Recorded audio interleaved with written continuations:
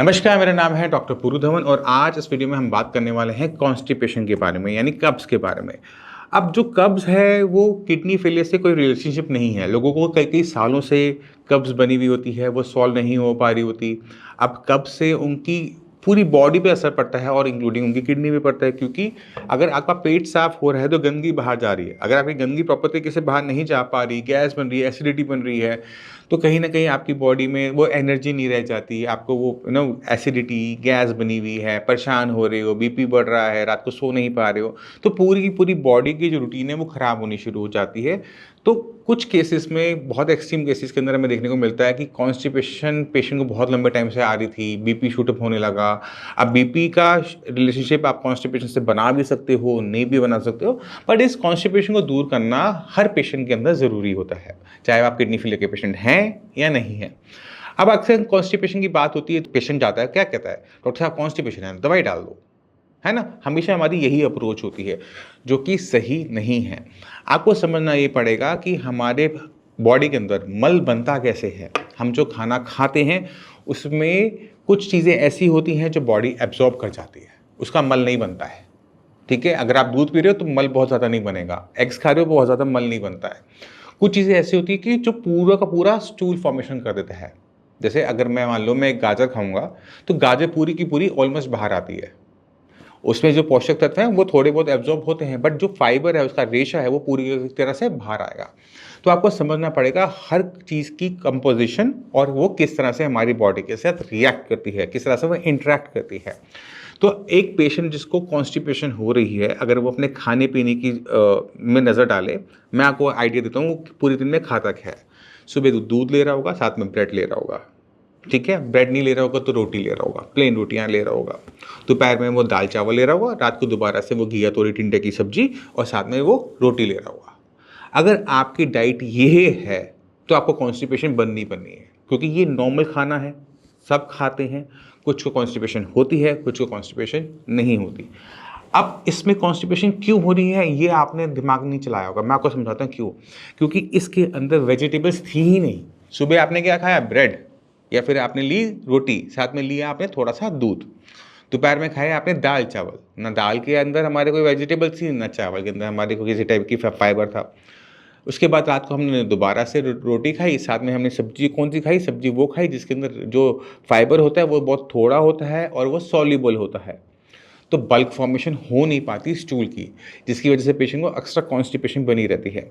तो हम क्या करेंगे कि सबसे पहले अपने खाने को चेंज करेंगे और खाने के अंदर जो रेशे की मात्रा है इनसॉल्युबल फाइबर की, वो लेके जाएँगे, जो कि स्टूल फॉर्मेशन करने में हेल्प करेगा। ठीक है?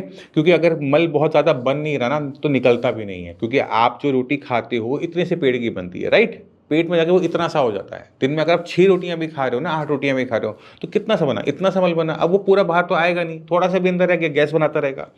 तो आपने फॉर्मेशन करनी है अच्छी खासी। तो आपका जो इनपुट होना चाहिए, वो अच्छा होना चाहिए। तो आप सुबह अपने वेजिटेबल्स का रखो ध्यान कि ब्रेकफ़ास्ट में वेजिटेबल्स आपकी साथ में होनी चाहिए। आप ब्रेड खा रहे हो, मना नहीं है, बट साथ में बीन्स हैं, पीज़ हैं, कैरेट है, इसको अपने साइड्स में ज़रूर रखो। इसको अपने सैंडविचेस इसके आप बनवाओ, जो मर्ज़ी करो, चाहे आप इसका पराठा बना के खाओ, स्टफिंग करके खाओ। अक्सर मैं किडनी फेलियर पेशेंट को बोलता हूँ कि आप खाना खाओ, स्टफ़ रोटी खाओ, क्यों डॉक्टर साहब इसको हम तलेंगे नहीं क्या? बिल्कुल नहीं तलना। एक किडनी फेलियर पेशेंट को जब वो अपनी स्टफ़ रोटी या स्टफ़ वो पराठा बनाते हैं, उसको किसी भी तरीके से तलना नहीं होता तवे पे। उतरने के बाद जो थोड़ा-सा घी, मक्खन जो लेना है वो लो। बट आपने खाना ज़रूर खाना है, आपने मिस नहीं करना, क्योंकि अगर आपकी बॉडी में वीकनेस आनी शुरू हो गई, तो ये किडनी तो चली गई है, खराब हो ही रही है, बॉडी भी खराब होनी शुरू हो जाएगी, वेट लॉस करना स्टार्ट कर दोगे और उसके बाद जो डायलिसिस का रास्ता है वो भी बंद हो जाता है, जो ट्रांसप्लांट का रास्ता है वो भी बंद हो जाता है।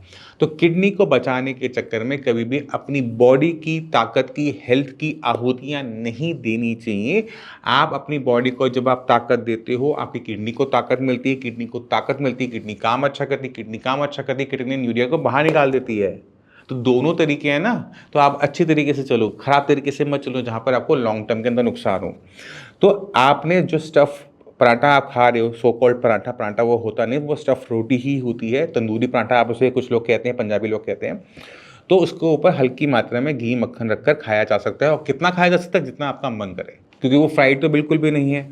दोपहर के टाइम में अगर आप दाल चावल खाना पसंद करते हैं या फिर आप चावल के साथ खा रहे हैं तो चावल में थोड़ी सी ना आप सब्जियां ऐड कर दो, पुलाव टाइप बना दो, 50% सब्जियां उसमें डाल दो, तो आपकी जो चावल वाइट से थोड़े से कलरफुल हो जाएंगे, उसमें बीन्स होंगे, उसमें पीस होंगी, कैरेट होगी, रेडिश होगी, तो बहुत वो फ्लेवरफुल बन जाता है। उसको आप किसी भी वेजिटेबल के साथ, किसी भी दाल के साथ अगर आपको अलाउड है तो आप उसको ले सकते हैं। इसी के साथ अगर आप रात की बात करते हैं तो रात को भी आपने खाली पेट नहीं सोना। कुछ पेशेंट में हम क्या देखते हैं कि वो दिन में से 2 बार खाना खाते हैं, इसलिए उनको भी कॉन्स्टिपेशन बनी रहती है। आपने खाना तीनों टाइम खाना है, तो रात का खाना आपने मिस नहीं करना है, क्योंकि अगर रात को आप खाना अच्छे से खाओगे तो आपको नींद अच्छी आएगी, ठीक है? और आप आराम से अपनी बॉडी में एनर्जी भी बनी रहेगी और आप अपने सारे काम कर पाओगे। तो रात को खाना खाना है, दोबारा से हम क्या करेंगे, गाजर में गूँथी हुई आटे में सब्जी खा लेंगे साथ में, या फिर हम मूली की रोटी जो बनती है, मूली को कद्दूकस करके उसमें आटा गूँथ के वो बनती है। इसी तरह से दाल है अपनी, या फिर दाल के साथ आपने थोड़े से बीन्स होती हैं, बीन्स लोग बहुत कम खाते हैं, उसको ऐड कर सकते हैं, क्योंकि ये रिच इन फाइबर है। तो आप ये खाओगे, फाइबर डाइजेस्ट नहीं होने वाला, फाइबर बाहर ही आने वाला है, बट वो क्या करता है, स्टूल को बना देता है। अच्छी मात्रा में जब मल बनता है तो सुबह आपका पूरा का पूरा साफ हो पाता है। जब आपका मल बन ही थोड़ा सा रहा है, अब बॉडी से क्या निकालेगी, वो निकल ही नहीं पाता है और आपको कॉन्स्टिपेशन बनी रहती है। फिर वो गैस, एसिडिटी, सिरदर्द, घबराहट सब कुछ बनाती है। तो आप खाने पे जोर दो, खाने के अंदर इनसॉल्युबल फाइबर की मात्रा बढ़ाओ, क्योंकि जब भी आप सब्जियां खाते हो तो विटामिन मिनरल्स बॉडी में अच्छी मात्रा में जा रहे होते हैं, आपको ताकत भी मिलती है, पेट भी साफ होता है, बॉडी भी एक्टिव रहती है, पूरे दिन एनर्जी भी बनी रहती है और किसी टाइप की वीकनेस नहीं आती। और वेजिटेबल खाने से किडनी को कोई नुकसान होता भी नहीं है और ये हमें हेल्प करता है किडनी को डाउन करने में, यूरिया को डाउन करने में, क्योंकि बॉडी के अंदर वेस्ट मटेरियल अब टिकता ही नहीं है। गंदगी है ना, मल भी तो गंदगी है, अब वो गंदगी हमारी ढंग से निकल रही है, साफ़ हो रही है, अपने आप हो रही है, बहुत अच्छी बात है। क्यों हमें दवाइयाँ खानी है, क्यों अननेसेसरी हमने अपने सिस्टम पर लोड डालना, क्योंकि कुछ भी आप अननेसेसरी अपनी बॉडी में डालोगे, किडनी ख़राब है तो किडनी को नुकसान होने की पूरी पूरी संभावना है। अक्सर लोग ना नमक वाले चूरन खाते रहते हैं, आपने नमक वाला चूरन नहीं खाना पेट साफ करने के लिए, बट उसमें नमक होता है। जब आप इसे टेस्ट करेंगे आपको समझ में आ जाएगा इसमें नमक है। आपने इसका बिल्कुल इंटेक नहीं करना, क्योंकि जितना नमक आप लोगे, चाहे उसमें सफ़ेद नमक नहीं है, काला नमक है, नवसादर है, वो बीपी को शूट अप करवाता है। जब वो बीपी को शूट अप करवाता है तो बीपी से आपके किडनी को नुकसान होना शुरू हो जाता है।